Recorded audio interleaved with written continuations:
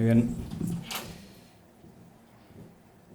Muy buenas tardes a todos. Good evening, Presidente del everyone. Comité Olímpico Español, President of the Director General de Spanish Deportes Olympic de Committee, la Consejería de Educación, Juventud y Deportes, Sports Manager, Director de Deportes, welcome del Ayuntamiento de Alcorcón, from the Alcorcón department. Y vosotros, conferenciantes, os quiero Welcome to you dar all las here. gracias.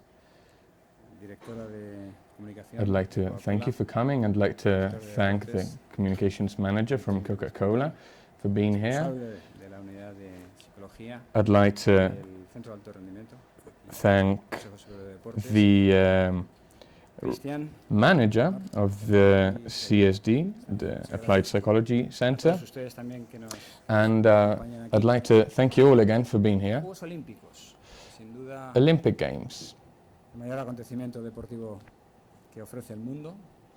It's an extraordinary Pensaba en thing. Cristian, And I was thinking about Cristian earlier. 4 years for 31 seconds. He spent 4 years preparing for a sporting event that lasted 31 seconds and to become soy victorious. un hombre del fútbol. These are the Olympic Games. No sé si lo saben, Now, as you know, I spent all my life working in football, but I did also work for 15 months for the Superior Sports Council.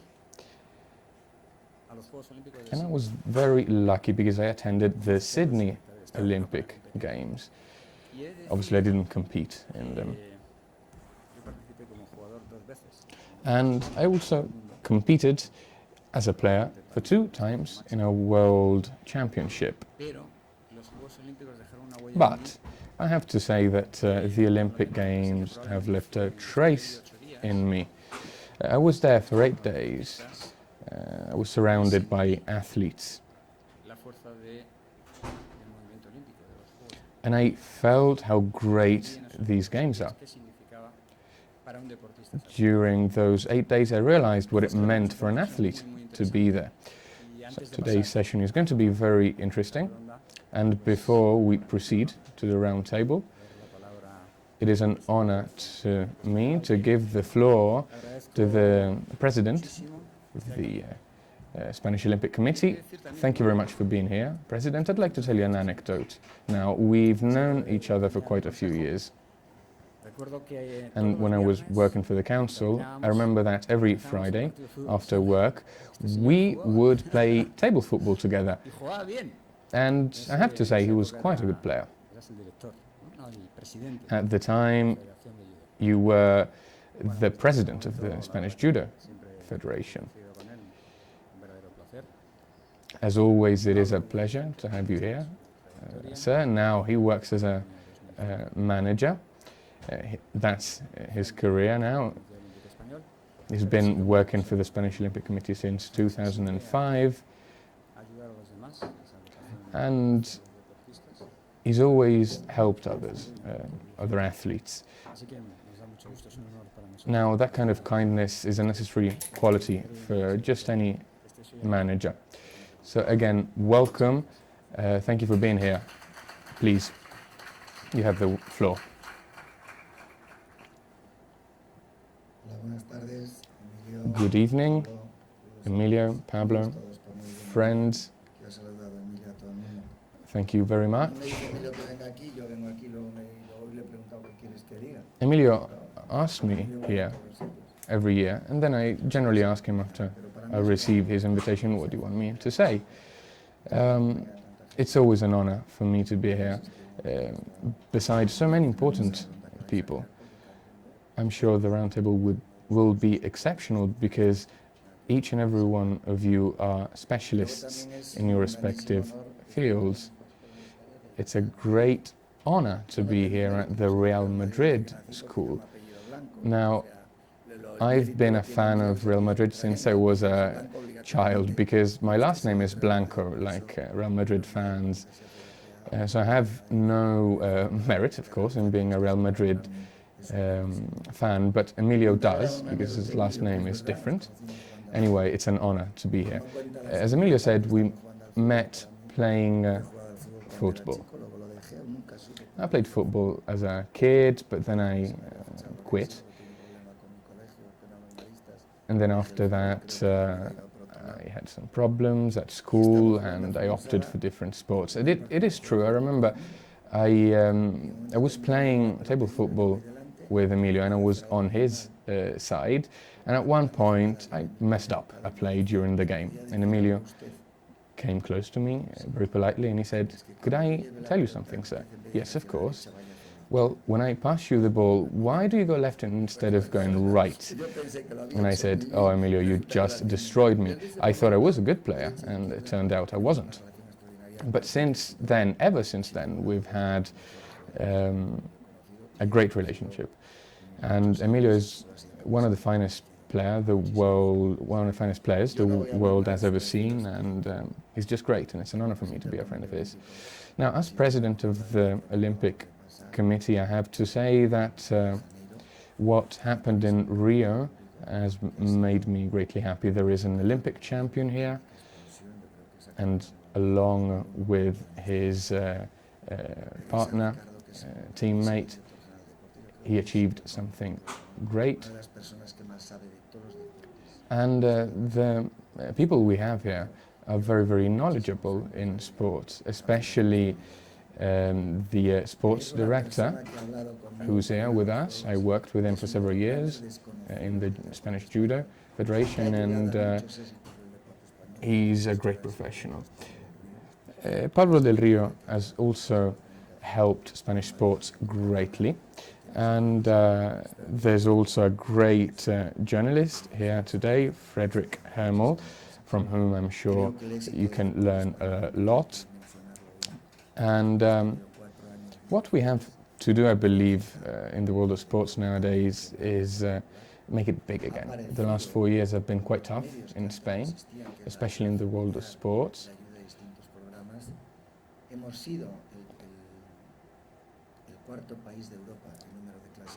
We, at these Olympic Games, after the United Kingdom, France and Germany, we placed 4th in Europe in terms of medals we have won. And few people realize how much these other countries invest in sports. Italy and France invest 12, 14 times more than Spain does. Germany even 40 times as much as Spain does.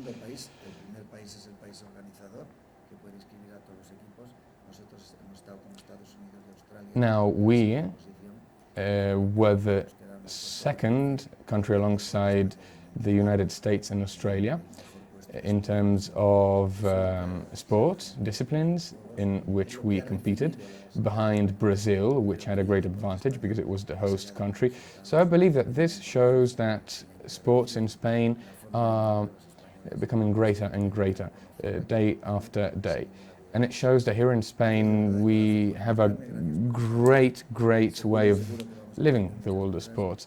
Again, I'd like to thank you all for the invitation. I'm very happy to be here. And it's, again, great to be able to share such great events with you all. Thank you very much.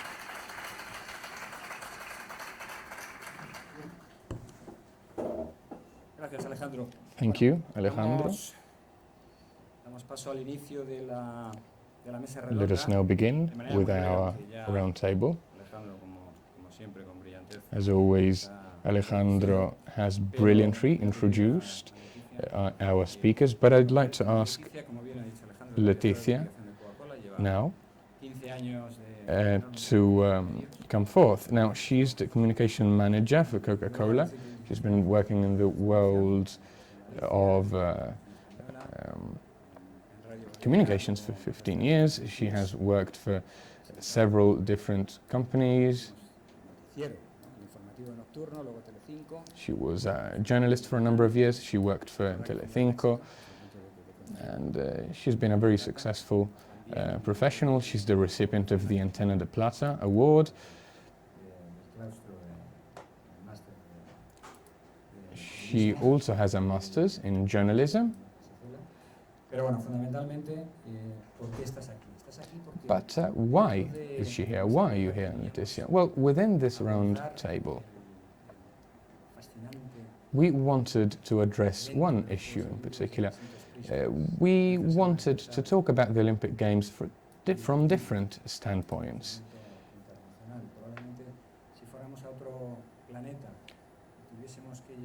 Now, if we lived on another planet and we had to choose one object which is representative of Earth, we'd probably choose a bottle of Coca-Cola. Coca-Cola has always been involved in the world of sports, and it's been involved in the Olympic Games as well. So we wanted to talk about the management side of things through your experience. I'd like to thank you, Leticia, for clearing your schedule, for being here, so thank you. También queríamos tener la visión de la institución. We also wanted an institutional perspective. El Comité Olímpico Español, como bien ha dicho Alejandro, Ricardo Leiva. Alejandro talked about Ricardo Leiva. He's the sports director at the Spanish Olympic Committee. Again, he's worked in management and in sports for a long time, in administration as well, in Albacete, in Madrid. And we thought it would be important to get your perspective. We wanted you to share your experience, your knowledge with us. So again, thank you very much for being here, Ricardo. It's a pleasure to have you here.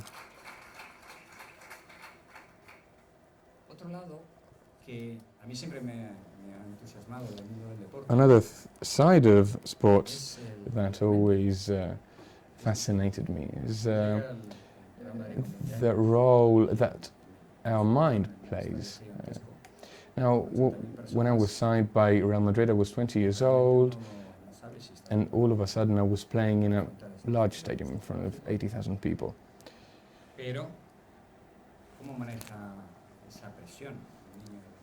How do you expect a 20-year-old to deal with such pressure? So the role that our mind plays in the world of sports is pivotal, and it's something that is often hard to talk about. Now, in the case of Pablo del Rio, he specializes in sports psychology. He's been working alongside athletes since 1980. He cooperated with athletes during Olympic Games, World Cups, European Cups, and for 25 years now, he's managed the psychology unit at the high performance department here in Madrid.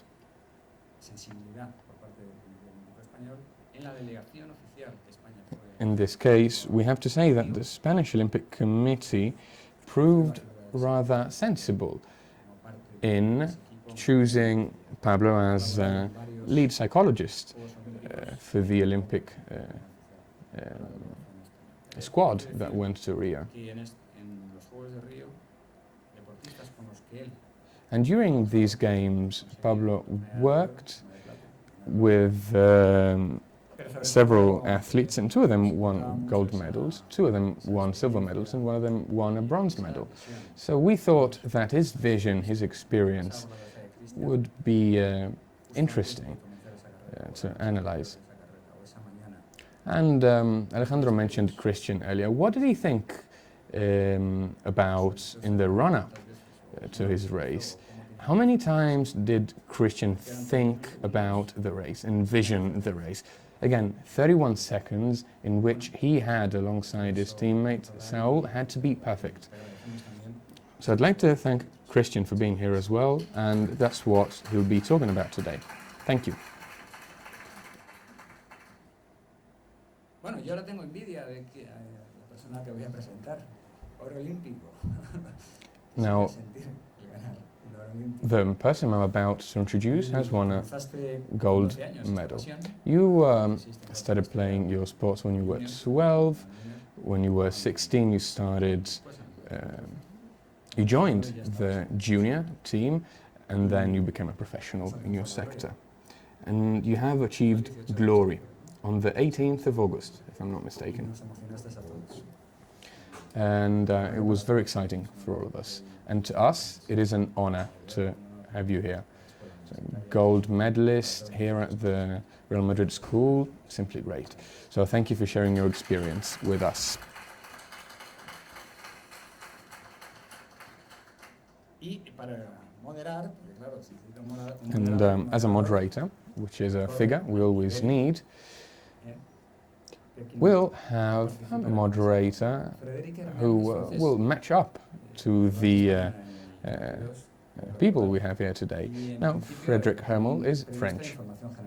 He started out as a journalist, and for years on end, he worked as a correspondent for Francois. But then something changed his life. In 2001, he was in Madrid. He saw a sporting event, and he started working as a correspondent for L'Equipe, French football, and several other companies. He also cooperates with the Chiringuito show here in Spain.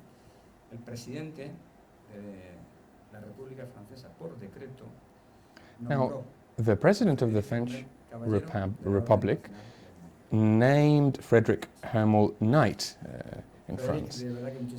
He was ordained Knight of the French Republic because of what he's done, because of what he's achieved. And I asked him to be here and act as moderator, and he immediately accepted. So I'm very grateful. Thank you for being here. Good evening, everybody. I am French, yes, but it's quite logical for me to be here because Pierre de Coubertin invented the modern Olympic Games, and he said winning is not important. To take part in the Olympic Games is important. Now, this sentence is attributed to him, although perhaps he never even said it, but he's famous for that anyway. Emilio, thank you. It's a pleasure to be here. Let us begin. Now, there is one expression that I particularly like, and it's a point of view. I'm saying this because today we will be hearing lots of point of view on the Olympic Games. Are there any Olympic Games in the room? No? Okay, let's carry on. Now, thank you all again for being here. Now, to get things started, let's try and relive what Cristian lived on the 18th of August. I'd like to ask Cristian now to turn around, have a look at the screen,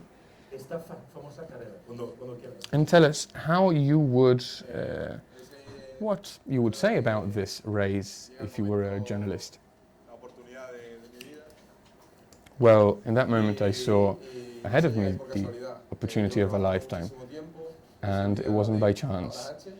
I worked for a long time preparing for this race. Obviously, I was very nervous at that point, but we survived. At that point, we had to fight through it and do nothing else. We had prepared for a long time, so we couldn't leave anything to chance. Now, here's when we started. It's a very quick race, as you can see. We went really fast. I remember the feeling, and it was overwhelming. We were trying to keep up the rhythm, pick up the pace at the same time. Now, at this stage during the race, I envisioned my victory. I started getting excited, and it was incredible. And that's where we won. Enormous joy I felt at that moment. That's him.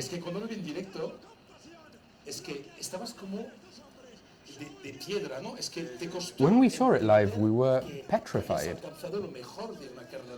I believe you just realized at that moment that you were at the peak of your sporting career, because your teammate perhaps had already had a similar experience, but for you it was the first time.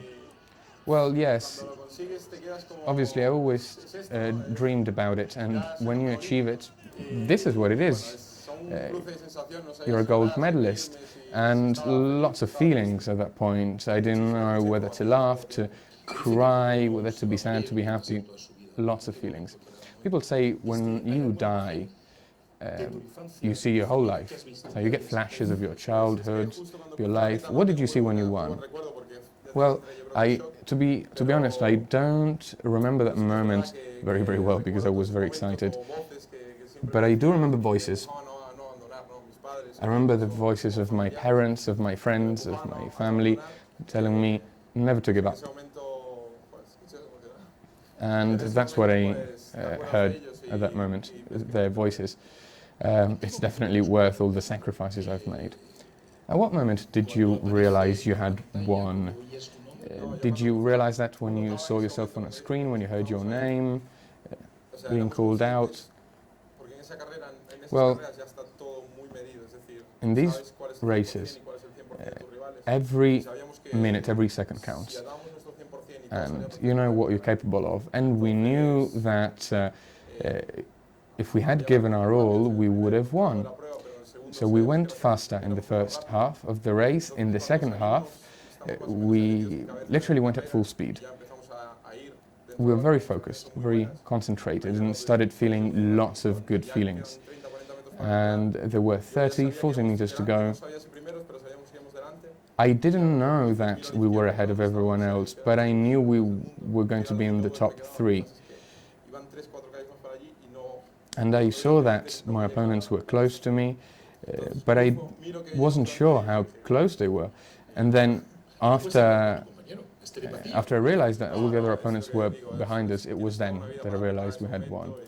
So again, I prepared my whole life for this moment, and everything has to be perfect. And at no moment did I think this is not going the way I wanted to go. I'm an athlete, and sport, in the world of sports, you can never give up. And I went there. Obviously, I didn't know I was going to win, but I knew I was going to put up a fight, and that's what I did. Yeah, sport is, you feel it in your soul. It's in your soul, isn't it? Yes, it is. All of these athletes physically are very, very fit. They're perfect. But I think one thing that can make the difference is the way you think. And if I recall correctly, you weren't even supposed to be there because you were disqualified and then you had to compete again in Germany. Yes, that's correct. That's what happened. So you mentioned the psychological component, and I agree, it's very important. There are great athletes who train day after day. They give their all day after day in training, and we have a psychologist here with us, Pablo. Pablo, so when you saw Cristian, when you see Cristian, and you see the excitement in him, it's something, of course, we've seen many, many times, but what would you have to say about the emotion, the excitement you feel during an Olympic event? Does it help? Does it not help? Yes, well, it depends. Cristian said earlier that he experienced lots of feelings and he still has to recover from them, I'm sure. He actually admitted to it. This is what we deal with in my line of work. We deal with the emotions, the feelings of athletes, and the fundamental characteristic of athletes is precisely the winning mentality. Lots of people had the good luck of winning. They obviously prepared a lot before they did win a competition, a World Cup, an Olympic event, and so on. The point is that champions focus on what they can achieve. They never think about the things they might lose. So if you're competing in a final, in a semi-final, you have to see it as a challenge, and champions do that. They see these events as an opportunity, not as a threat. They view it as a challenge, and they channel their emotion towards achieving whatever it is they're battling for. And results directly stem from your performances. So when you train hard, and when you prepare, what you're really doing is you're getting ready for a great event. So athletes always feel positive emotions as long as they feed their mentality with positive thoughts by training.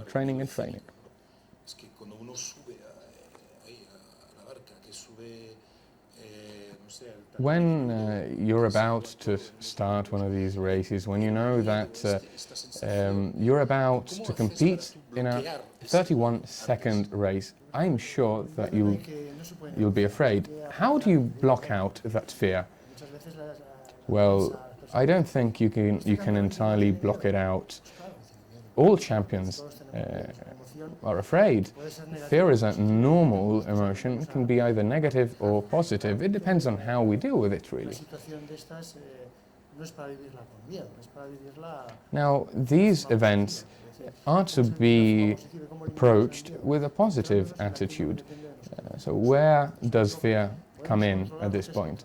What fear does is gives us an extra kick, but we have to be aware that we can only control a few things.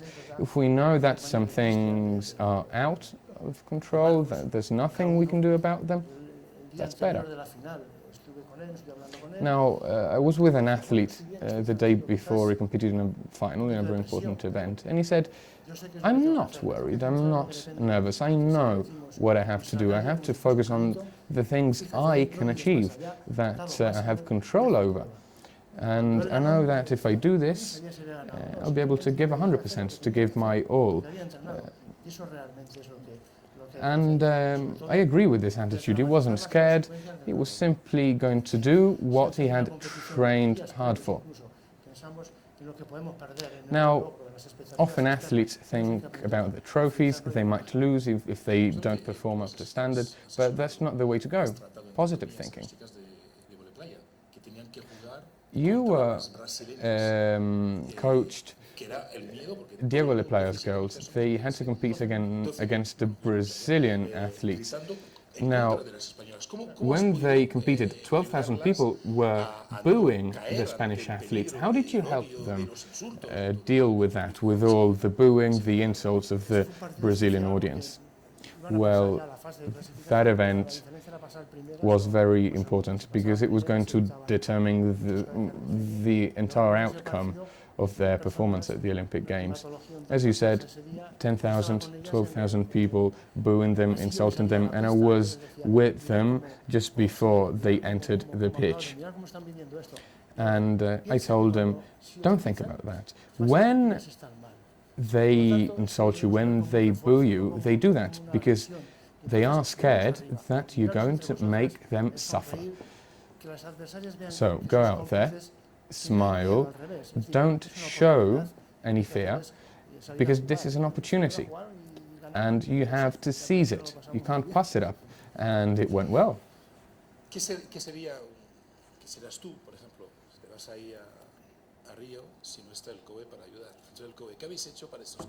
Now, how did you set up the organization, the Spanish delegation?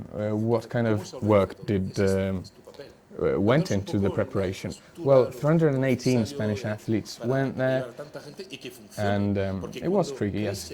Yes, but how did you organize the whole thing? Cristian, all the other athletes had to focus on their work, of course. They can't be thinking of what they're missing, what they need. So how do you deal with the needs of athletes? Well, in theory, what we do is we try and work with the captains of each teams so they can provide for their athletes, and I have several people, assistants, that help me with the logistics of the organization. Yes, because if the expedition, so to speak, isn't well organized, well, that could throw athletes off. Yes, of course. The organizational part is fundamental. It's something you have to organize every 4 years, and you have 4 years to organize it. we start very, very early. Yo daros algunos datos, ¿no? Pensar que I'll give you a few nosotros, como figures. más de 520 personas a la Vía Olímpica, In our delegation, over 520 people had to travel over to Rio, so we had to organize the trips, we had to provide them with accommodation in Rio de Janeiro.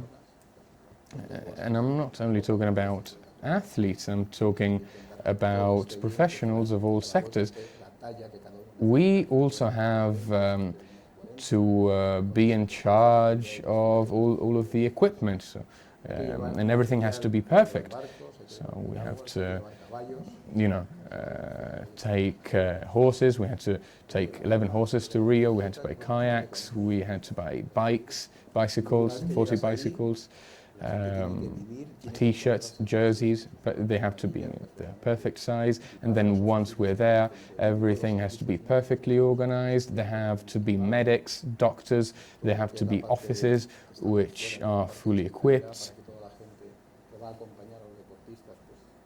And also the people who accompany the athletes need to be catered to. There have to be cars.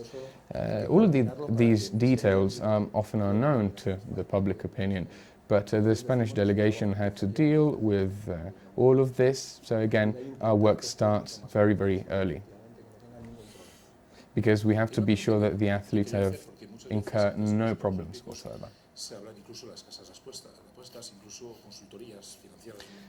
As far as I know, sometimes there is also a sort of betting circuit around the victories of athletes. How do you deal with that?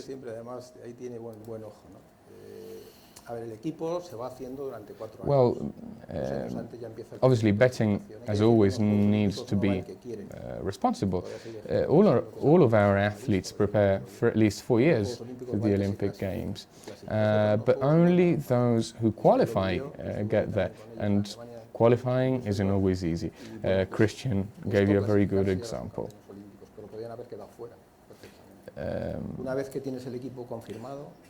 So at the beginning, you don't even know what your final team will be, who will actually participate in the games. But once you do know that, then you have to try and predict what's going to happen at that point. In the world of sports, making predictions is possible because you can factor in several things that can help you envision more or less how things are going to go. This kind of analysis can help you envision what the ranking is going to be, but obviously it's very hard. Again, there are several data that we've got to take into account, and the predictions that are eventually made can be accurate or they cannot. In our case, we made some predictions and they were pretty accurate. Now, perhaps in a few instances we won a gold medal instead of the silver medal we were expected to win, and vice versa. But in this edition we were pretty accurate. Thank you. Now, Coca-Cola Leticia was founded in 1928, but back then there was no internet, there was no television, but Coca-Cola was still there. Coca-Cola was cooperating in the Olympic Games. Yes, that's correct. But first, I'd like to thank everybody, Emilio, the school, invited me to be here. And I have to say, I'm very fascinated by what you've been saying so far. I'd like to congratulate Cristian on his victory. I also saw the race, and I understand how excited you were, because I myself was very excited. And I have to say, you really deserved that gold medal. You won it for all of us. Now again, back to Coca-Cola. Our link with the Olympic Games goes beyond the world of sports. It's about values, it's about inspiration. We want to participate in the Olympic Games to connect with people, not only through sports, but also through values: perseverance, cooperation, teamwork, hard work. And this is what we like seeing in the great athletes. that take part in the Olympic Games. As you said, we started cooperating with the Olympic Games in 1928, and that's correct. It's one of the most long-standing cooperations as far as the Olympic Games are concerned. And the historic achievements that have been made during the Olympic Games, we were there for all of them. Before the Second World War in London, when we won 22 medals in Barcelona, and in Atlanta, when Coca-Cola was founded, we were there. We sponsored, of course, the Olympic Games in a traditional way, but one other thing we did is, I think we created an added value. Because back in the day, for example, when the Olympic Games were organized in Atlanta, we created a sports town, 32,000 square meters, and we helped everyone, the organizers, those who were traveling towards Atlanta. We encouraged people to come see the Olympic Games in that instance. So I'm telling you this because I want you to understand how companies like ours participate in the Olympic Games. Is there a direct commercial interest in the organization of the Olympic Games? So, to make it simpler, do we sell more after you sponsor the Olympic Games, or do you do that for other reasons as well? Well, it's a 50-50 really. It is true that if you sponsor the Olympic Games, you gain in visibility, you get to group even more people in front of television, in front of their computers now with the social media, in front of the internet. But what you do really is you connect with people. You do that also through hotels, for example, or bars, where people serve Coca-Cola because we work hand in hand with them. But again, our commitment goes beyond consumption, it goes beyond visibility. Again, we look for a connection. When you start working for Coca-Cola, the Human Resources Department explains to you that Coca-Cola is present in several countries and that it aims to generate happiness in the society it works in. So this is what we aim to do. We want to connect with people. We want to create moments such as the one we lived alongside Cristian when he won his well-deserved gold medal. We want to encourage people to share exciting moments with their friends, with their families, and that's priceless. You mentioned social networks. I believe you have a special hashtag for Spain. Yes, we do. I think you said that Coca-Cola is present in a number of countries, and you're a communications manager for Coca-Cola. How do you adapt your communication to the different requirements of each country?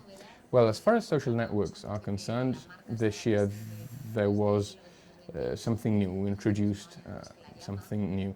Now, so we said that we cooperated with the Olympic Games for a number of years. We've been doing so since 1928, and we decided to go beyond traditional communication. Because I think this was more or less the first edition of the Olympic Games where a lot of importance was given to streaming events, to social networks, to sharing events on the internet. And 100 people, 100 employees of Coca-Cola worked 24/7 with the hashtag you mentioned on the internet. So apart from following all of the athletes and seeking their inspiration, we did something else, which was catering to all of those people who connect with us using social networks and the internet. We wanted to share events with them, and we wanted to encourage them to share their achievements with their family. In their cases, it could be, I don't know, maybe graduating or successfully passing an exam at university. We wanted to encourage people to share their achievements with other people.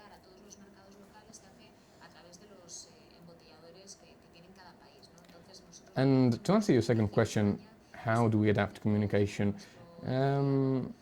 We work hand in hand with local manufacturers. Here in Spain and Portugal, I'm responsible for the communication in Spain and Portugal. We try and connect with the territory, working hand in hand again with the local manufacturers. And our goal in doing that is generating a positive impact in society. We have several local projects. We have Coca-Cola football, only in Spain, and that's aimed for 14-year-olds, 15-year-olds, because we know that football plays a pivotal role here in Spain. So we organized this event especially for Spain. Pablo, you're a psychologist. Do you think that social networks during a competition are a good thing for athletes?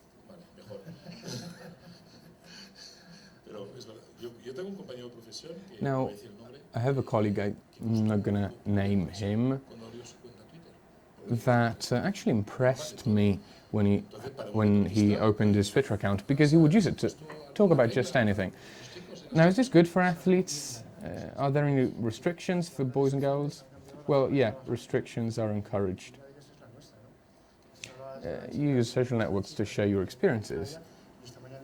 And we talked about our athletes earlier. And in this line of work, obviously you interact with the other athletes. So I understand that oftentimes athletes want to use, I don't know, phones, WhatsApp, Facebook and so on. But sometimes this can be dangerous. Now, I do understand that we all use social networks responsibly, or that at least we try. We do that in good faith. But sometimes we can send out the wrong message, even if we don't want to. For example, after we won against Russian girls in Berlin, I saw the athletes, just after winning, using their phones during the press conference. That's not recommendable, of course. Now, I generally ask my athletes to use social networks responsibly. It is good for athletes to receive positive messages in general, but if they read too many of them, those positive messages, those tweets, those Facebook posts turn into pressure, and that's negative if there is too much pressure. Cristian, you were in Rio for a number of days, and not only for the race, I assume. And were you connected to Spain? Were you talking to your family, your friends often, using social media? Well, in my case, I like preparing, I like training hard before an event. So in the build-up to the race, I worked hard, and I watched a series on the television, I read, and I paid little attention to my mobile phone and to social networks in general. I was in a bubble, I was in the zone, and I only thought about myself. I know that there are lots of people out there who want to support us, to encourage us, but Pablo's right, that's too much pressure, so I decided to just think about myself, because that was the one thing I could do to make sure that I was going to perform up to standard, so I entirely forgot about my phone. Do you have any rules to protect your athletes in the Spanish Olympic Committee? Are there some restrictions you impose? There are rules regarding the use of social networks, but also to safeguard the image of others, not only your own.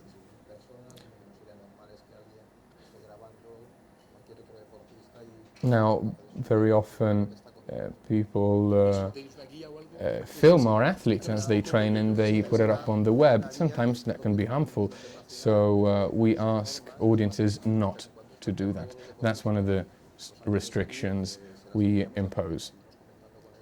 We do share some videos on social networks ourselves, but we want to do that ourselves.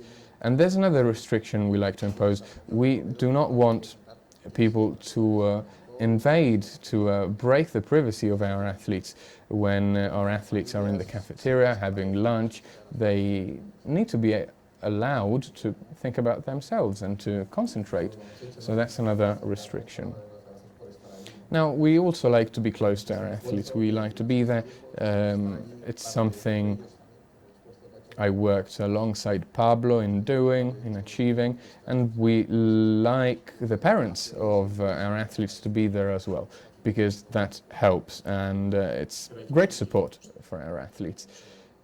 But there is some balance, of course, in the contact, in how much they can talk to their families. Well, yes. But what the Spanish Olympic Committee does is, obviously, we give priority to the staff, people who have to work with the athletes. And then if there are any spots left, we let parents or maybe friends, girlfriends, boyfriends come. But obviously we give priority to our staff.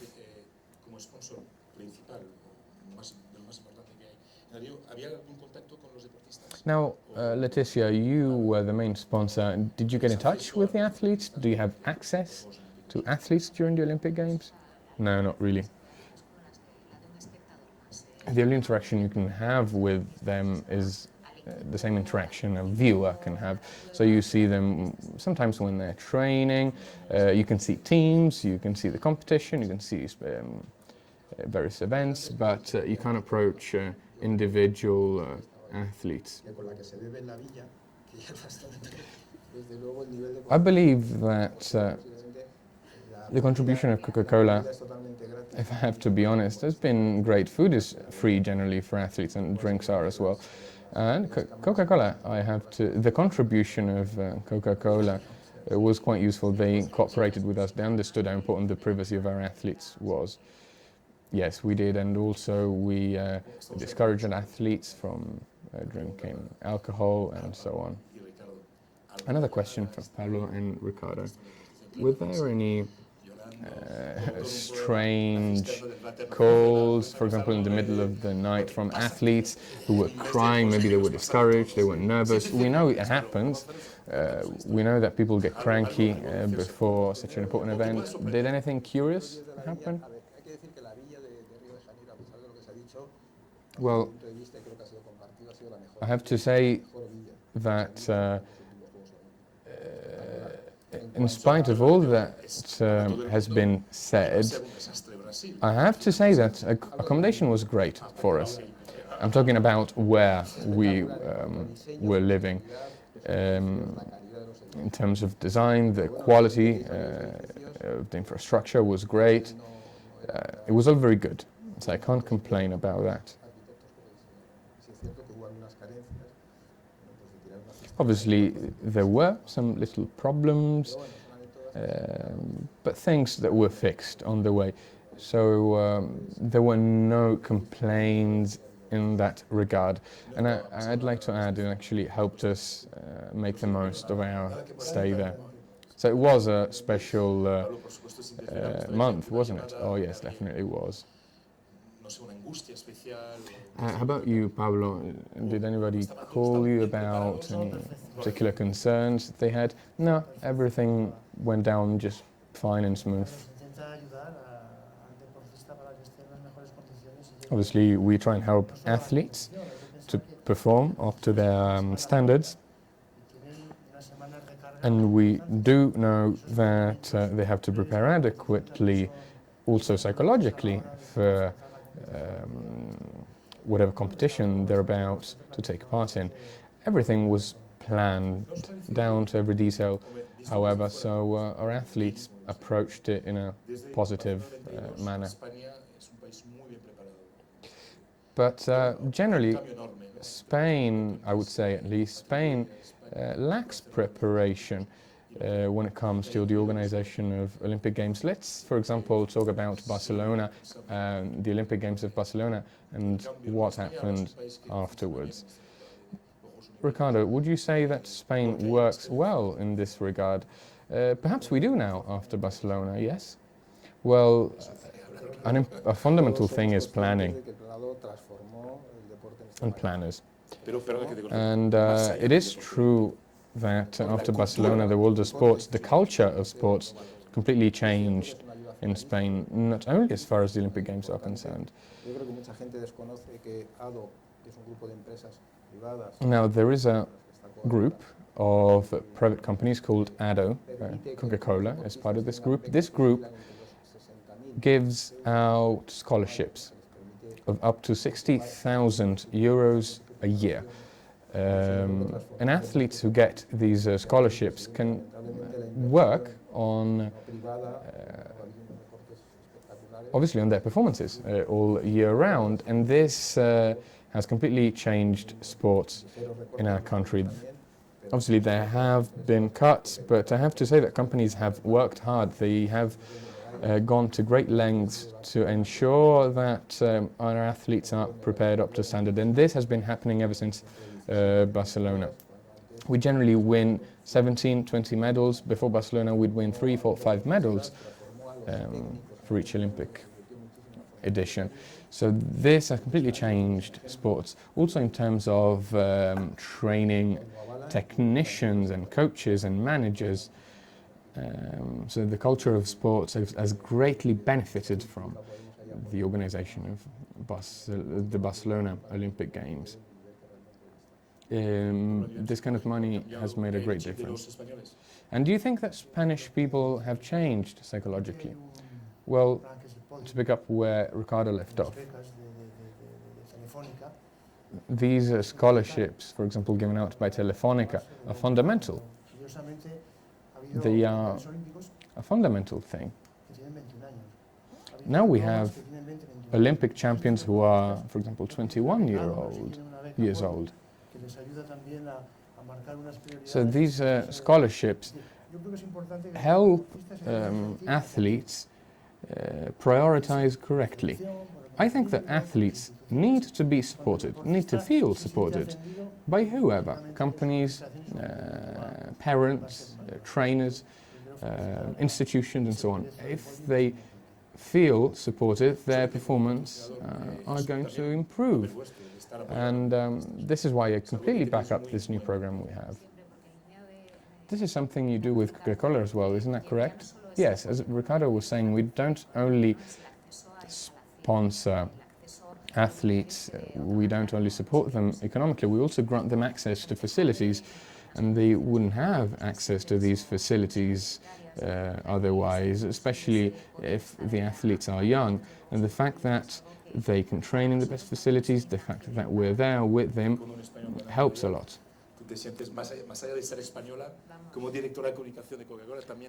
Now, obviously, you're Spanish, and I'm sure you must be proud of the work you've done so far.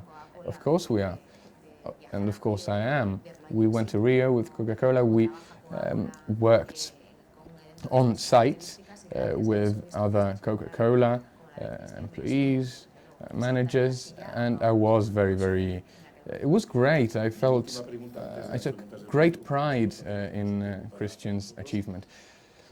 Last question before I run the questions from the audience.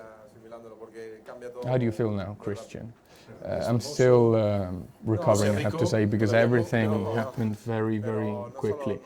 Are you more famous? Are you wealthier? I'm not very... I don't think I'm very famous, I'm not much richer, but it was a great personal achievement because I had to work hard for it, and it's nice to be rewarded for it. But on top of that, you have to know that prior to competing in a final, people tell you you're not going to make it, you're not going to make it, and then you do, and it's great. Now I'll keep working hard anyway. Of course, you can count on the help of the man on your right. Oh yes, of course I can. Okay, now questions. We have about 15 minutes for questions. Feel free to ask anything you like. Hola, ¿qué tal? Mi nombre es Guillermo, yo soy de Hello, Argentina. I'm Vivo acá hace Guillermo, 2 I'm años y from la verdad que Argentina. veo con orgullo un poco lo que hace el gobierno español I'm very en función de cómo colabora con los happy deportistas. to see how the Spanish government is cooperating with athletes, and I'd like to congratulate Cristian because 31 seconds, a dream you worked towards achieving for 20 years, it's great, and I'm happy that it's reality for you now. Now my question is, after you achieve something like this, How, where do you find new motivation? How do you keep working hard? Oh, that's an issue that needs to be addressed. This feeling you speak about might lead you not to care anymore, not to feel motivated, but I've chosen to be an athlete. I love sports. It's always been fundamental in my life, so I'll always be working in sports in any way. At this moment, I believe I can look forward to achieving something new, and I'll keep working even harder than now, because I know that I still have a lot of things to achieve. I've already started walking down this path. I know that there will be happy moments, bad moments, sad moments, but it's part of sports. Lots of people around me support me, and I have to give my all day after day. I need to let others help me as well, of course, and I need to work and be ready for the next Olympic Games. Thank you. Next question.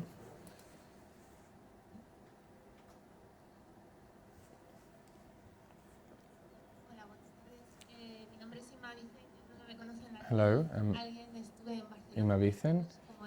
I was in Barcelona in '92. I competed. I do judo, but this is the first time I have an opportunity to say hi to the president. My question is, back in the day, in '92, '93, I was very, very young and I was very nervous. I always felt very nervous about my career and about my studies. I always did. And I was very nervous for one reason. We know that private companies support us financially. But how is the Spanish Olympic Committee, how does the Spanish Olympic Committee plan to help athletes reconcile their achievements during the Olympic Games with their future? Do you want to help athletes? Do you plan to help athletes, Olympic athletes, build a career in the world of sports after they win whatever it is at the Olympics?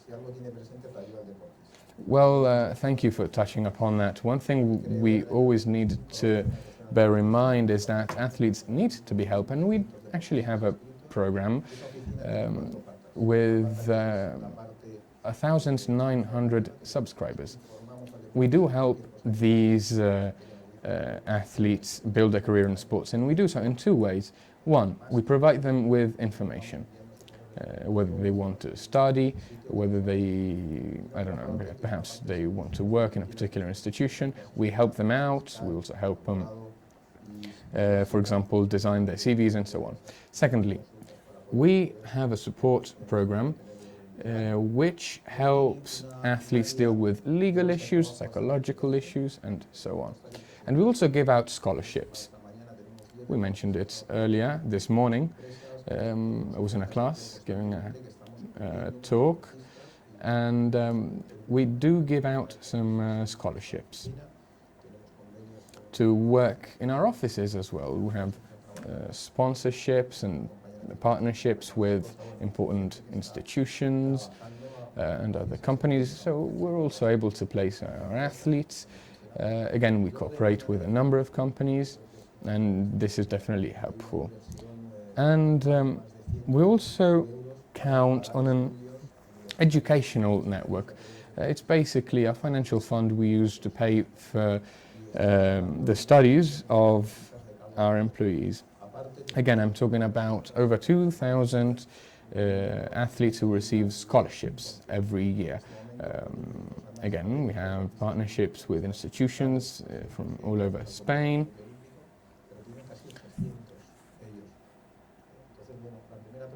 And it's worked great so far. So our main concern is the athlete, is the sportsman or sportswoman. They are at the center of our philosophy and of our planning. So again, we provide them with training courses to give them access to other branches of the world of sports. So if athletes want to expand their knowledge and go ahead to work in these areas, we can help them a lot. And there are lots of possibilities for athletes. We often receive emails or letters from athletes who thank us because they are working. We get emails of athletes thanking us because we help them through tough moments in their lives. And again, we help them in a completely gratuitous manner. We expect nothing in return. So I hope I answered your question. It's something we do because it's necessary and we like doing it. Thank you. There's a question over there, I believe. Thank you.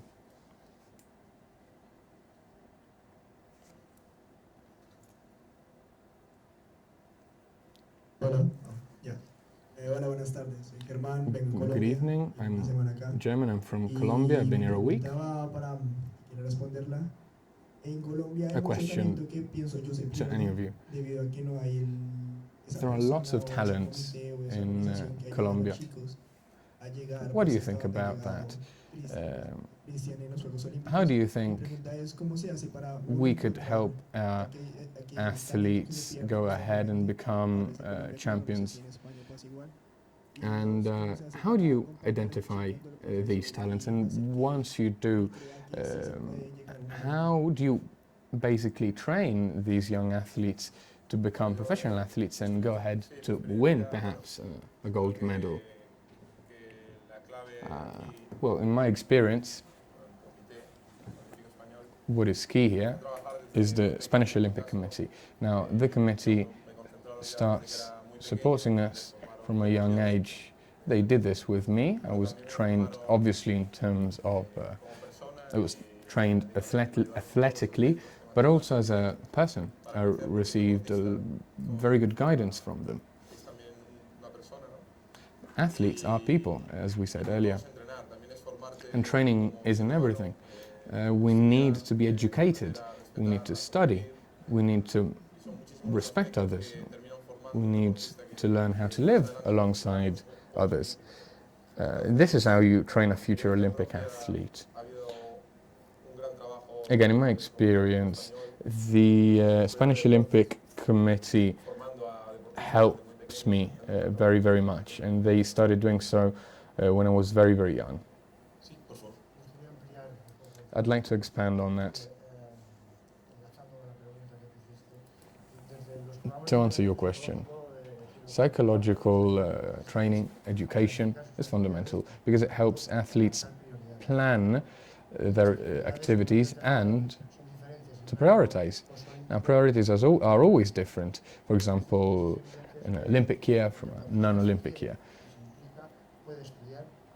If athletes knuckle down and work hard, they can do a number of things at the same time. They can study, they can pass exams, but what's really important is that they find a balance. Studying is very important, and athletes never should stop studying. They never should, for no reason. This is something we talked about in various events recently. I recently went to an institution at I think it was the the Center for High Performing Athletes, and we talked about this in detail. It's fundamental to teach athletes how to manage their own time, how to plan things, and how to prioritize. If you teach athletes how to do this, they will be fine. You mentioned talents as well. Pablo mentioned a program in which the Spanish government cooperates with companies such as Telefónica, for example. In response to a proposal made by the Spanish Olympic Committee, these two institutions started giving out scholarships for example, athletes below the age of 22, and 80 athletes were chosen. and they were awarded a scholarship amounting to 1,400 euros a month to train towards the next Olympic Games. Now, when these institutions award these scholarships, they require that a part of the money that the athletes are given is used towards their education. It's fundamental. Obviously, they can use the money to buy equipment and so on, but also for their education. Now, the last time this program was started, 22 of the 80 athletes that were picked went on to compete in the Olympic Games, and one of them, Marcos Coupa, was a gold medalist. So these children, from a very young age, are trained, supported fully. So to answer your question, sports federations know that they should be making proposals such as this, so that young people and young talents can be supported from a young age. Now, if we have time, perhaps a couple more questions. Hola, buenas tardes. Mi pregunta es para Pablo. Hi, my question is for Pablo. A mí me ha sorprendido mucho dos casos muy particulares. Uno, cómo se ha Two llegado, por very ejemplo, particular a cases Coca-Cola, que surprised era me. una medalla que un mes antes, después de 4 años preparándose para ese momento, After 4 years que todo por that you una spend working hard lesión o for a medal, how do you por mala deal suerte, pues el evento with, acaba for example, an injury abajo. Y dos, me sorprendió that mucho prevents you from el caso eventually contrario, taking ¿no? part in Como the game? una otra clara opción de That was medalla, one question. Carolina Second question. Marín, estaba tan convencida de sí misma de que iba a ser Marin campeona was olímpica, convinced she was going to be a gold medalist, and she did actually achieve what she set out to. Do you think that kind of attitude helps? All right. Athletes need to be aware of how to live with their own mistakes and how to cope with defeat. Confidence can be an athlete's best friend, but overconfidence can be an athlete's worst enemy as well.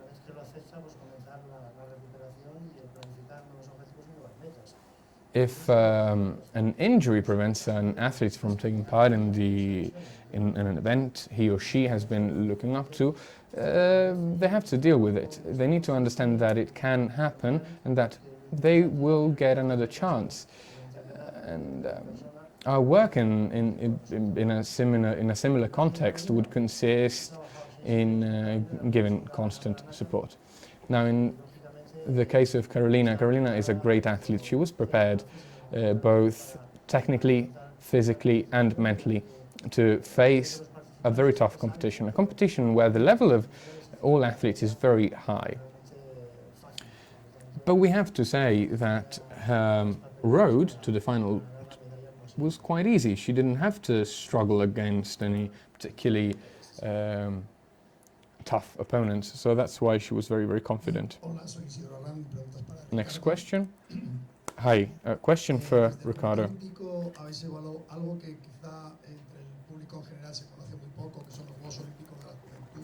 Now,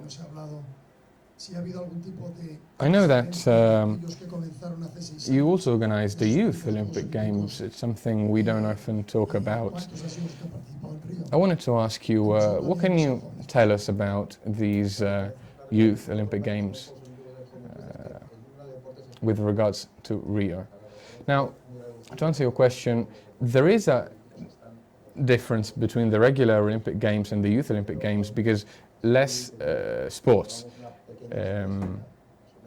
are used in the latter.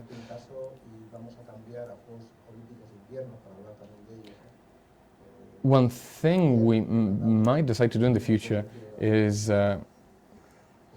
change the Youth Olympic Games to Winter Youth Olympic Games. We have an example of an athlete who is now a world and Europe champion, who started out as an athlete in the Winter Olympics and now again is a world champion. The aim of the Youth Olympic Games is teach athletes how to compete in several different disciplines, so they get used to working alongside others with other athletes. They need to understand what it's like to eat in a cafeteria with their teams and so on. That's why we do it. We're at the second edition now. There are 28 sports involved in this competition.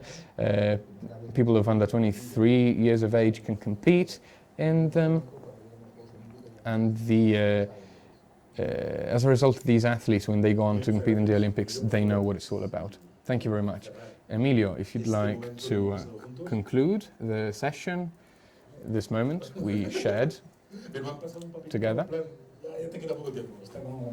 I don't think we have much time. I was watching a great football game and you took me away from it. No, just joking, I have to close. Leticia, Ricardo, Pablo, Cristian, and Frédéric. Thank you very much. It was an honor being able to listen to you. Thank you, everybody, for being here. There is one last thing I'd like to ask of you. Wish our athletes all the best for the next Olympic cycles. Wish Spain all the best for the next Olympic cycle. Start preparing and good luck for the future. Thank you very much, everybody.